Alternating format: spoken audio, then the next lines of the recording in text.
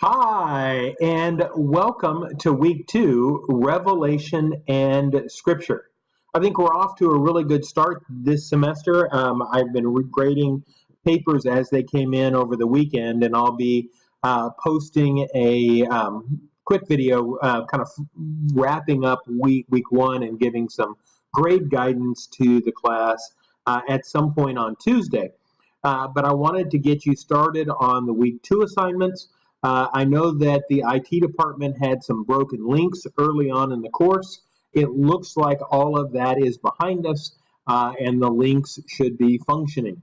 So as you want to watch the YouTube lectures from the course designer, those should be available.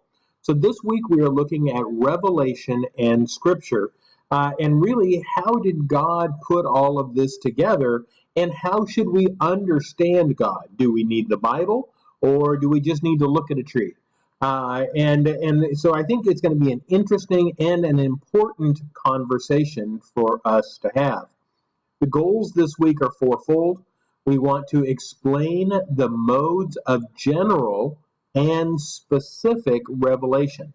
And if these are new to you, the reading should make it clear, but you might want to do a quick a Google search of general and specific revelation, and that'll give you a quick overview of what the discussion is around different types of revelation. But we're going to explain those modes along with the proper use and limits for each kind of revelation.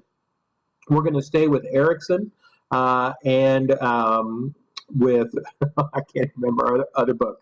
We're going to stay with our two systematic textbooks as our, or Grudem, sorry, as our general research, but I'd like for you to start to look at other systematic theologies and see how other folks put together these topics as well.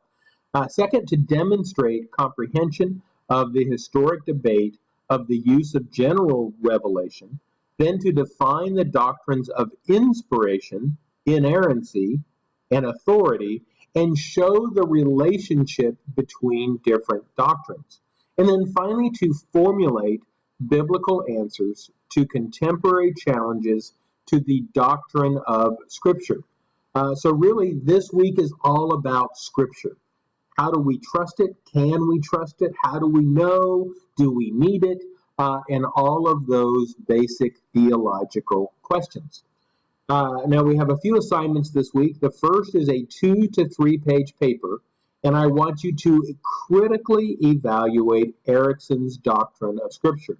Now to me, and you'll notice by the grading marks that I made, that means that I am wanting you to academically summarize and evaluate Erickson. And to do that, you're going to need to use quotes in a logical manner and then engage with other outside research to help you evaluate Erickson's strengths and weaknesses. Now, I want you to do this including how the overall doctrine is constructed and which aspects of the overall doctrine he covers and doesn't cover. To do that, you need to look at other folks and see what they add. Show the biblical support for his conclusions as well as contrasts with other theories. So I mentioned you need to interact with Erickson, which means quotes from him. You also need to interact with the passages of Scripture that he is using as his foundation of support. Compare his approach to the other treatments found in other systematic theologies in your Logos resources to provide evidence of your evaluation. And this is a good time to say that I am expecting you to interact with Logos. I'm expecting you to be proficient in Logos and to be able to use it to help with your research. Second, a friend is struggling with the idea that only people who have the Bible can know God. Doesn't the Bible itself say in Romans 1 that all people have a knowledge of God? And that's also in Psalms. Can't they know about God through general revelation?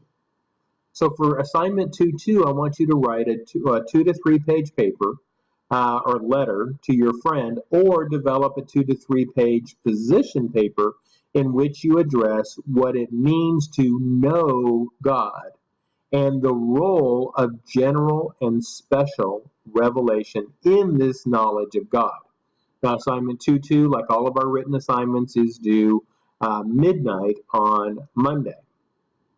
Now, for our discussion post, you have two options for what you can answer. And again, they're related, but they're approaching a question from a slightly different angle. So you could answer, Erickson describes a variety of different modes of revelation, both special and general. What can we learn from general revelation, and what do we need special revelation for?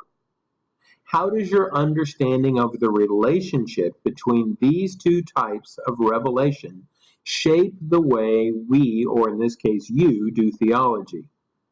How does the idea of revelation as both general and special relate to the issue of the conflict between science and the Bible, or other similar debates? And then finally, how should our understanding of general revelation shape the way we should include the findings of science as our source for our theological method? Now, a second option is when people hear the term inerrancy, they often bring assumptions about what that term means to the text without considering it with care or precision. And I personally find this both fascinating and a really important topic, because inerrancy, as you talk to many Christians, is not necessarily the inerrancy that we uphold as theologians. So the Chicago Statement on Inerrancy is one attempt by evangelicals to clarify what is and what is not meant when we use the term inerrancy. After reviewing the statement, describe something that was new to you or surprised you about the statement's explanation of inerrancy, and can you think of any implications of the statement's explanation of inerrancy? So to do this second option, you're going to need to research what inerrancy means. You're going to need to look at the Chicago Statement on Inerrancy, and it's more than just what do you think and just giving me a very glib or glossary or overview of, oh, I was surprised by this, but it really is to enact or interact with it, to engage with research, and then support what you've learned or how you have grown through your new understanding of inerrancy based upon a solid academic research methodology. Each student should interact with at least 2 other posts. I think you guys did a really good job this week, and I'll talk about it more in the next video. But I liked the dialogue and the engagement that many of you had. I'm looking forward to that, to growing and more people becoming even more involved in discussion. We're going through some really in-depth, challenging topics, and if you allow yourself to be vulnerable to the class, then I believe we can get into some deep conversations about how these topics can be applied to our lives. First posts on discussion posts, as always, are due on Friday at midnight Central Standard Time, with engagement needing to be completed by, I'm just going backwards. Engagement being completed by Monday at midnight. Now, a quick note to start assignment 7.3, and I know we're only in week 2, but if you start now, then as we complete the course, things are going to go much more smoothly. So see week 7 for more information, but this week you should begin your theological synthesis, which is where you're putting together all of your theological position statements. In approximately 1 page, summarize your own conclusions and convictions about the doctrine of Scripture. Now, as part of our assignments this week, you've read Grudem, you've read Erickson, you've done some outside research on the doctrine of Scripture,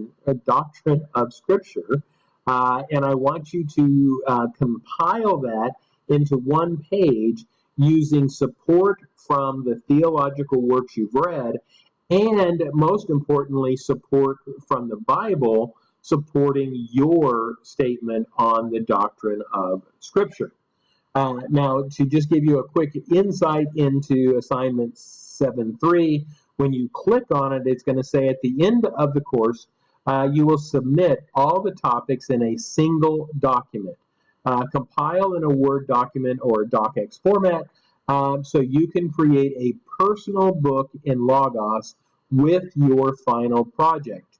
You should, however, produce these summaries as we go through the course while each topic is fresh in your mind, or as he says, fresh in your thinking.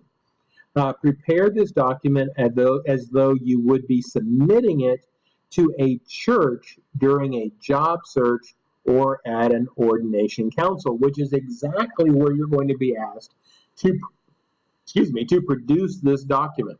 As you go through job searches, either at schools or at churches, they're going to often ask you for your theological statement, and this is the backbone of that statement. You will also save this assignment as an artifact in your MDiv program portfolio. Again, thank you for a great week one. I look forward to an even better week two. I'm glad that we're beginning to dive into these controversial and important theological topics. Please put your name in the file name of your assignments. If ever I have to download your assignments, it's helpful for me to have that. Feel free to email or call me with questions. I am in Antigua all week long and available to you as you need. Have a great day, a blessed week, and I look forward to talking to you soon.